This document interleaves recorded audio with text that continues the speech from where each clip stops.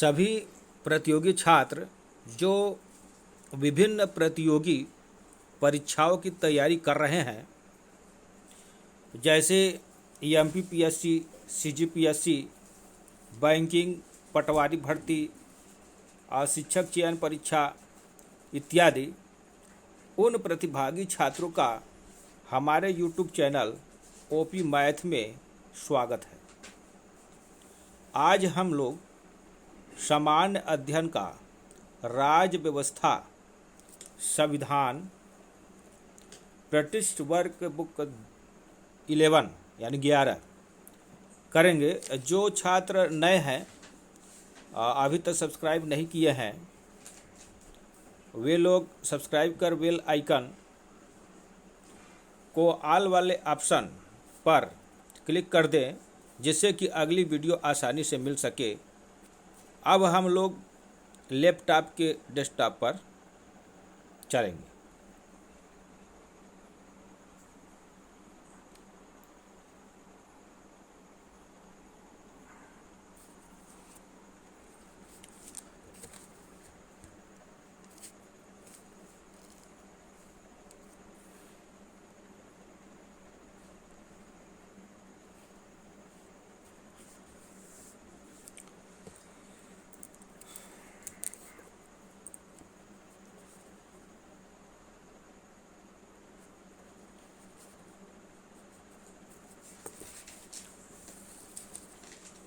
प्रश्न है,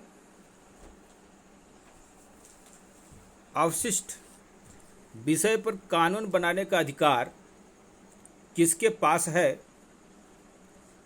option number A दिया है संघ की संसद, ऑप्शन नंबर बी दिया है राज्य तथा केंद्र की व्यवस्थापिकाओं, ऑप्शन नंबर सी दिया है राज्य विधानसभाओं, ऑप्शन नंबर डी दिया है राष्ट्रपति। एक बार फिर प्रश्न सुन लें। अवशिष्ट विषय पर कानून बनाने का अधिकार किसके पास है? तो इसका उत्तर होगा संघ की संसद। अगला प्रश्न है, 17वीं लोकसभा में भाजपा को घोषित परिणामों का कितना बहुमत प्राप्त हुआ? ऑप्शन नंबर ए दिया है लगभग 2/3, ऑप्शन नंबर बी दिया है लगभग 3/4, ऑप्शन नंबर सी दिया है स्पष्ट बहुमत, ऑप्शन नंबर डी दिया है 3/4 बहुमत से अधिक। तो एक बार फिर प्रश्न सुन ले। 17वीं लोकसभा में भाजपा को घोषित परिणामों का कितना बहुमत प्राप्त हुआ? तो इसका उत्तर होगा ऑप्शन नंबर सी स्पष्ट बहुमत। अगला प्रश्न है,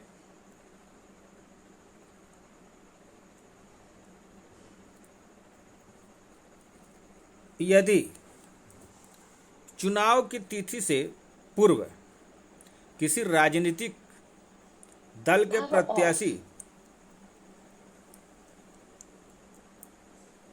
की मृत्यु हो जाती है तो ऑप्शन नंबर ये दिया है चुनाव निश्चित समय पर ही होगा, ऑप्शन नंबर बी दिया है चुनाव स्थगित हो जाएगा, ऑप्शन नंबर सी दिया है चुनाव 3 माह के भीतर होगा, और ऑप्शन नंबर डी दिया है चुनाव अगले आम चुनावों के समय ही होगा।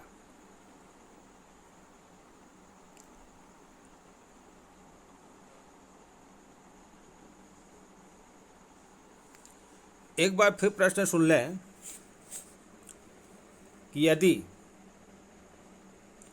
चुनाव की तिथि से पूर्व किसी राजनीतिक दल के प्रत्याशी की मृत्यु हो जाती है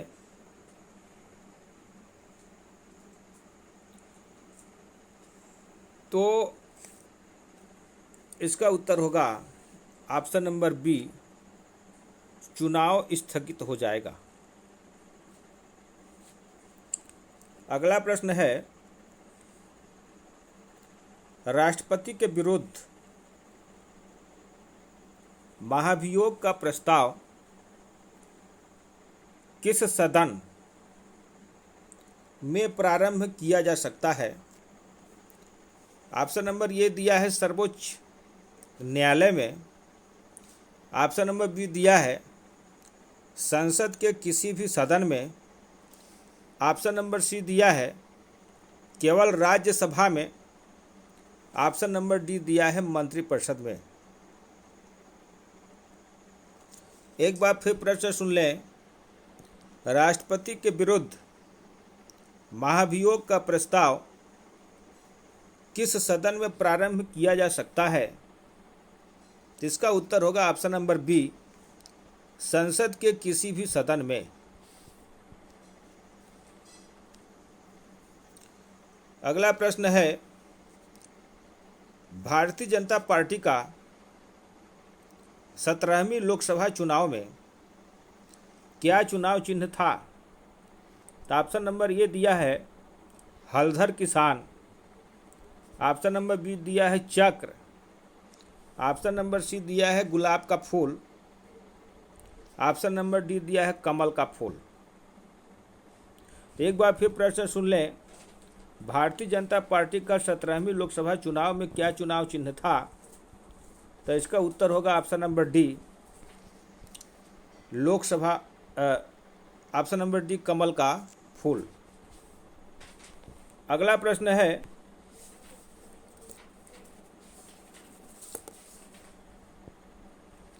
भारत की प्रथम महिला जो मुख्य चुनाव आयुक्त रही है। ऑप्शन नंबर ए दिया है सरला अग्रवाल। ऑप्शन नंबर बी दिया है Rama Devi BS। Option number C दिया है फातिमा बीबी। ऑप्शन नंबर डी दिया है इनमें से कोई नहीं। तो एक बार फिर प्रश्न सुन लें। भारत की प्रथम महिला जो मुख्य चुनाव आयुक्त रही है, इसका उत्तर होगा option number B, Rama Devi BS। अगला प्रश्न है, निम्नलिखित में से कौन सा विषय राज्य सूची में नहीं है? ऑप्शन नंबर ए दिया है लोक व्यवस्था। ऑप्शन नंबर बी दिया है कृषि। ऑप्शन नंबर सी दिया है शव गाड़ना, शव दाह और शमशान। ऑप्शन नंबर डी दिया है प्रत्यार्पण। एक बार फिर प्रश्न सुन लें। निम्नलिखित में से कौन सा विषय राज्य सूची में नहीं है? तो इसका उत्तर होगा ऑप्शन नंबर डी, प्रत्यार्पण।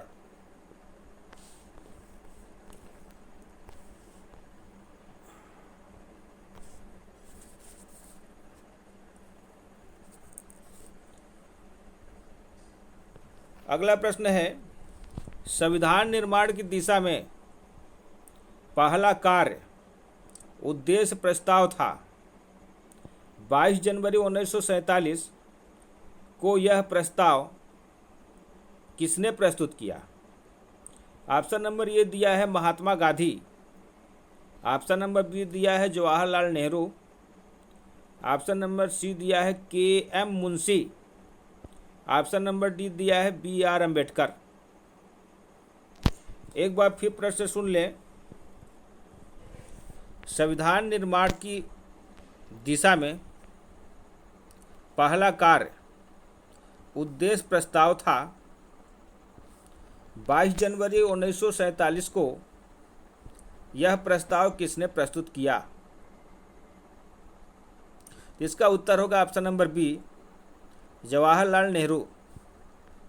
अगला प्रश्न है, संविधान के विभिन्न पहलुओं के अध्ययन हेतु संविधान सभा ने कितनी समितियां नियुक्त की?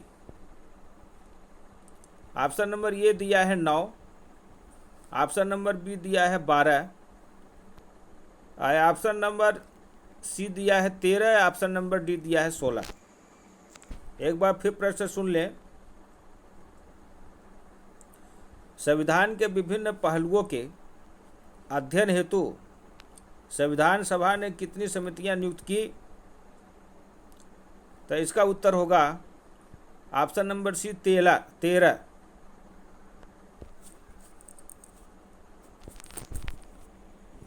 अगला प्रश्न है, संविधान सभा के सचिवालय के परामर्शीय शाखा ने संविधान का पहला प्रारूप कब प्रस्तुत किया?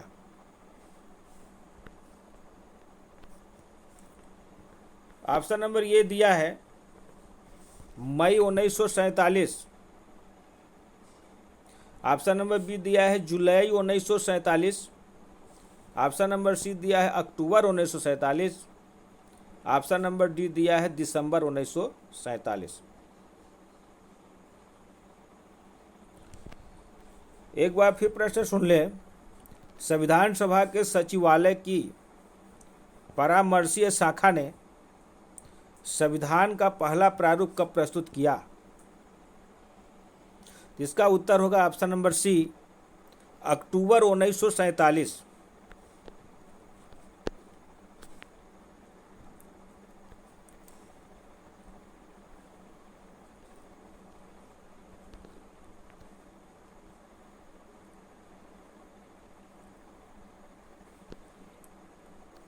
अगला प्रश्न है,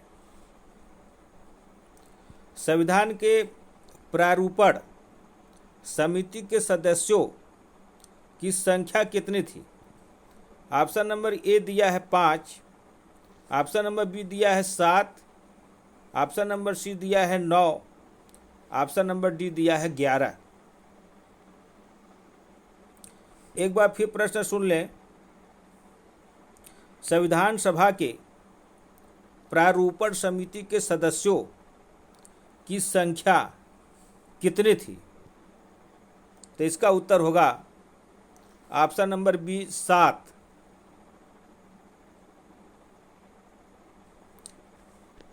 अगला प्रश्न है,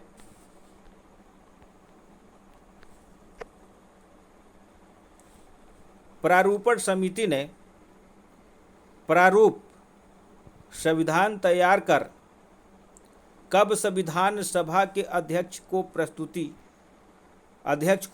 किया? ऑप्शन नंबर ए दिया है सितंबर 1947। ऑप्शन नंबर बी दिया है दिसंबर 1947। ऑप्शन नंबर सी दिया है फरवरी 1948। ऑप्शन नंबर डी दिया है मार्च 1948। एक बार फिर प्रश्न सुन लें।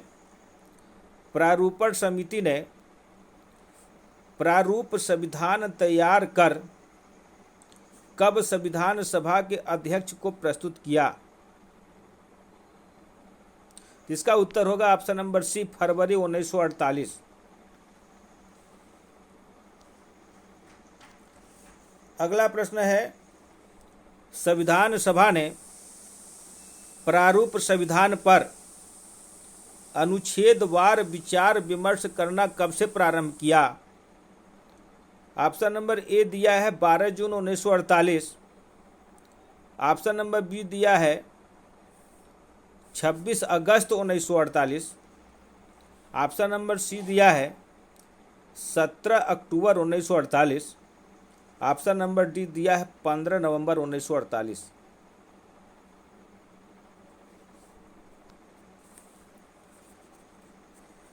एक बार फिर प्रश्न सुन लें। संविधान सभा ने प्रारूप संविधान पर अनुच्छेदवार विचार विमर्श करना कब से प्रारंभ किया? इसका उत्तर होगा ऑप्शन नंबर डी, 15 नवंबर 1948। अगला प्रश्न है, निम्न में से कौन प्रारूपण समिति का सदस्य नहीं था? तो ऑप्शन नंबर ए दिया है Jawaharlal Nehru. Option number B दिया है Mohammad Sadaullah. Option number C दिया है के.एम. मुंशी।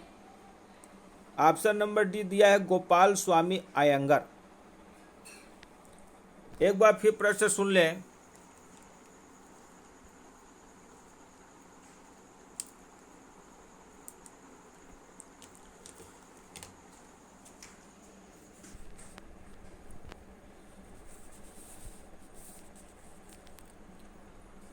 निम्न में से कौन सा प्रारूपण समिति का सदस्य नहीं था?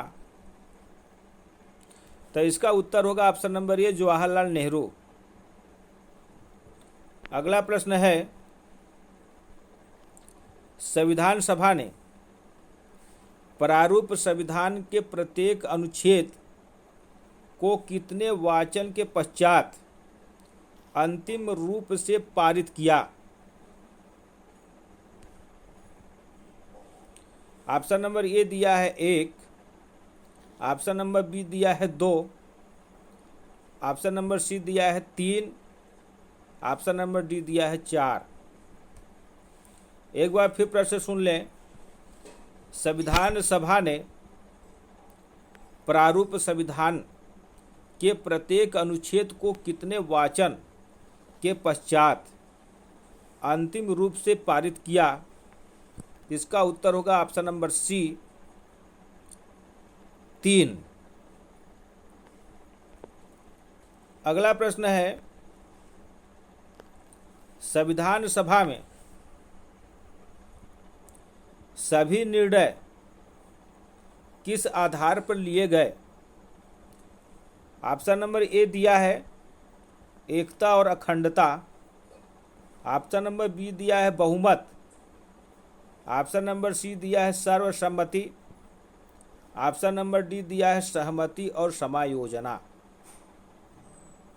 एक बार फिर प्रश्न सुन लें।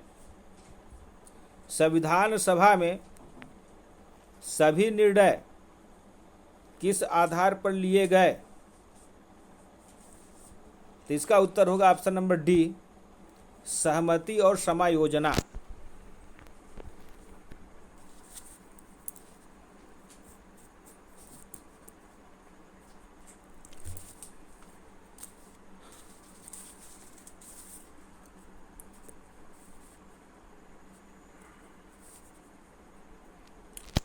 अगला प्रश्न है, भारतीय संविधान की प्रस्तावना में लिखित आदेशों में निम्न में से एक नहीं है।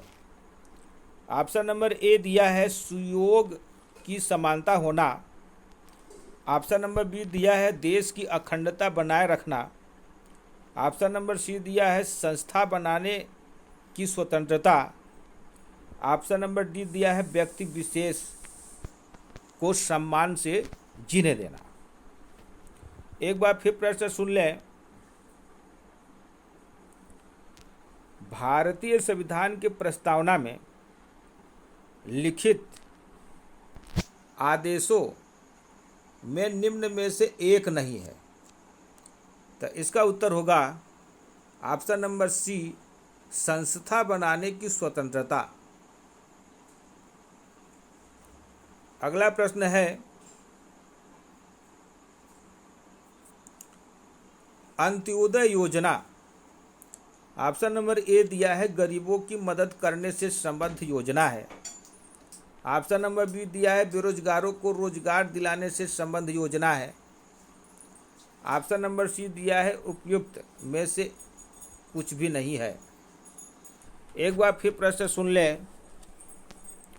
अंत्योदय योजना, तो इसका उत्तर होगा गरीबों की मदद करने से संबद्ध योजना है।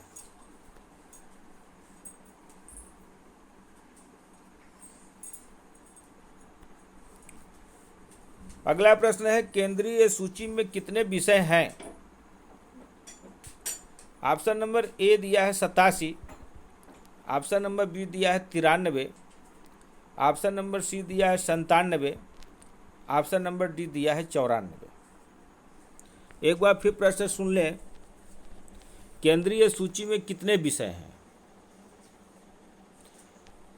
इस ऑप्शन के मुताबिक ऑप्शन नंबर सी है, लेकिन इसका उत्तर हम अपने डिस्कशन बॉक्स में देंगे क्योंकि वर्तमान में कुछ परिवर्तन हो गया है, जिसको आप डिस्कशन बॉक्स में देखेंगे।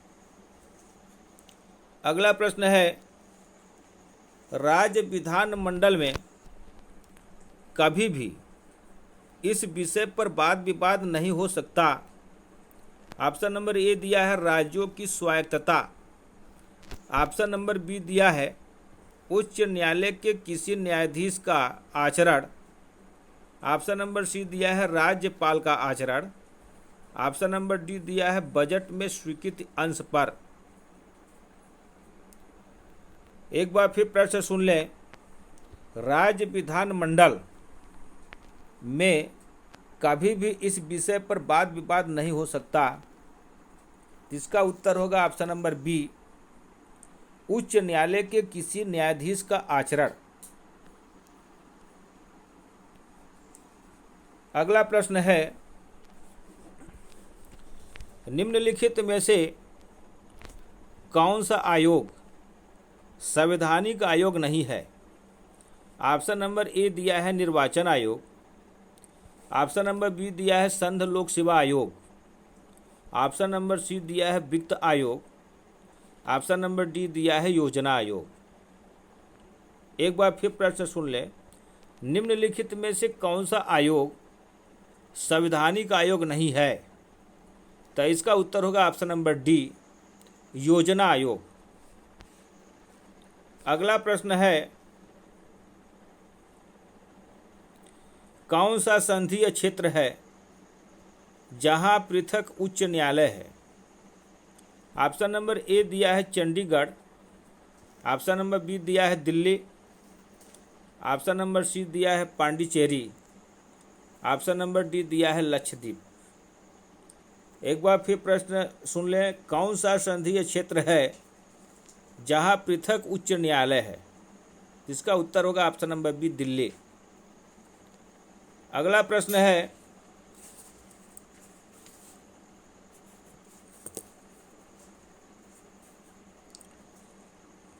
राजनीतिक दल की मान्यता के लिए कौन सी एक बात आवश्यक है? ऑप्शन नंबर ए दिया है राजनीतिक दल निर्वाचन आयोग द्वारा पंजीकृत होना चाहिए।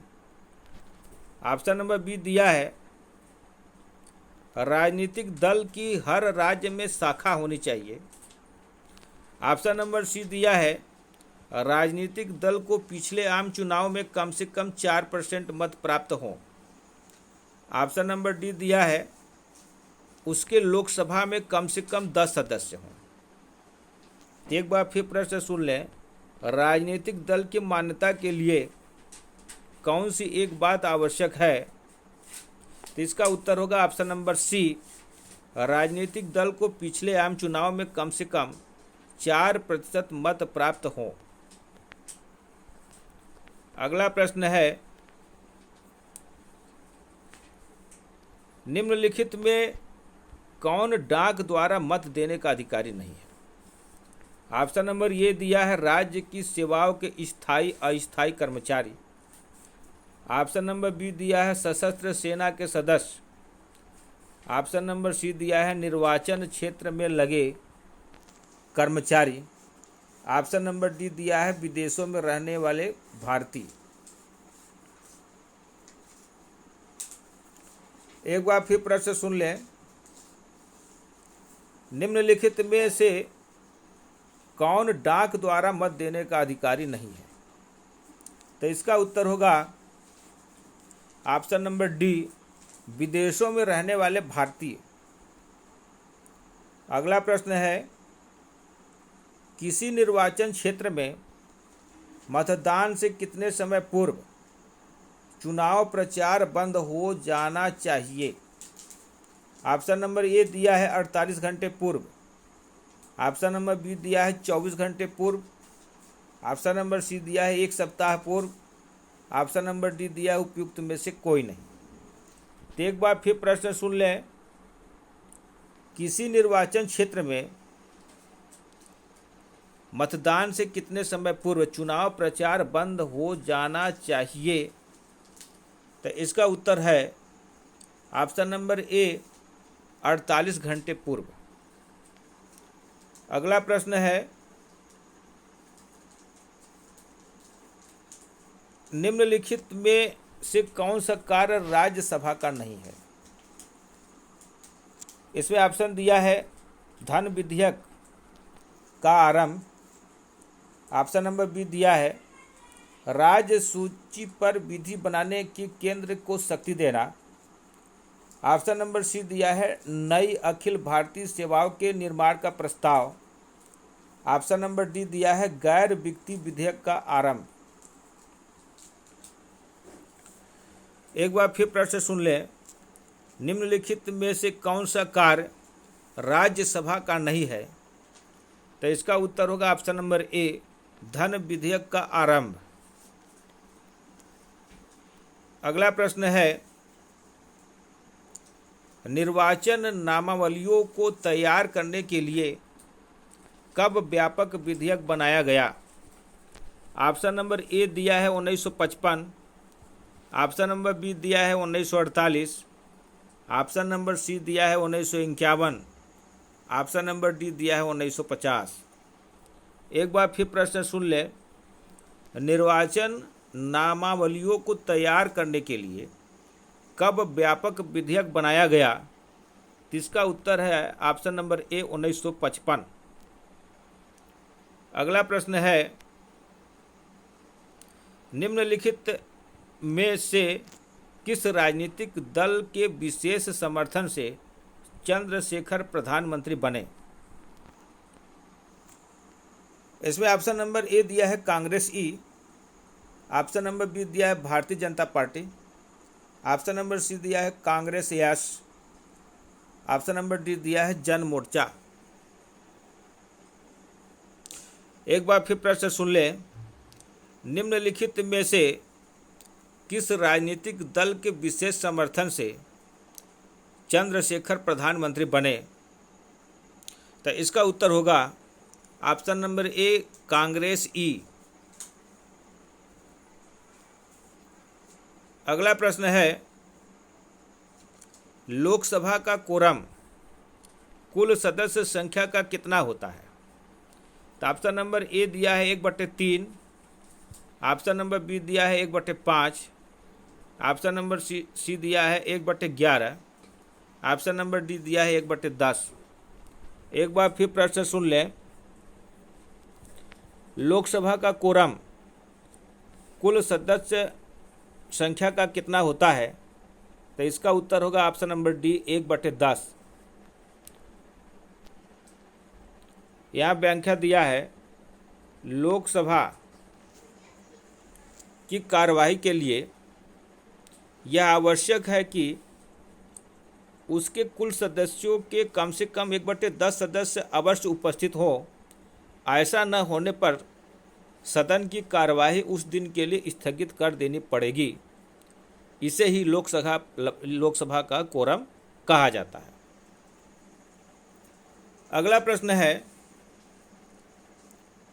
अनुच्छेद 352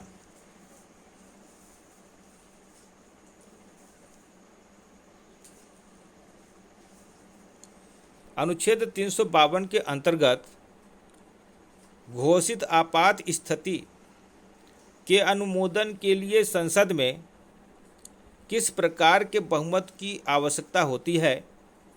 ऑप्शन नंबर ए दिया है कुल सदस्यों का बहुमत, ऑप्शन नंबर बी दिया है साधारण बहुमत, ऑप्शन नंबर सी दिया है 2/3 बहुमत, ऑप्शन नंबर डी दिया है कुल सदस्यों का बहुमत व उपस्थित सदस्यों का 2/3। तो एक बार फिर प्रश्न सुन लें, अनुच्छेद 352 के अंतर्गत घोषित आपात स्थिति के अनुमोदन के लिए संसद में किस प्रकार के बहुमत की आवश्यकता होती है? इसका उत्तर होगा ऑप्शन नंबर डी कुल सदस्यों का बहुमत व उपस्थित सदस्यों का 2/3। अगला प्रश्न है क्षेत्रीय परिषदें हैं मात्र। ऑप्शन नंबर ए दिया है परामर्शदात्री संस्थाएं, ऑप्शन नंबर बी दिया है वास्तविक कार्य करने वाली संस्थाएं, ऑप्शन नंबर सी दिया है विधि निर्माण करने वाली संस्थाएं, ऑप्शन नंबर डी दिया है प्रशासकीय संस्थाएं। एक बार फिर प्रश्न सुन लें। क्षेत्रीय परिषदें हैं मात्र,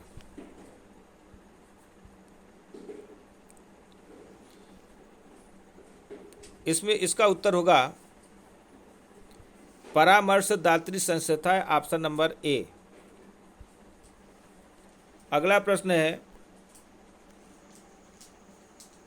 निम्नलिखित में से कौन सी स्थानीय स्वशासित संस्था नहीं है?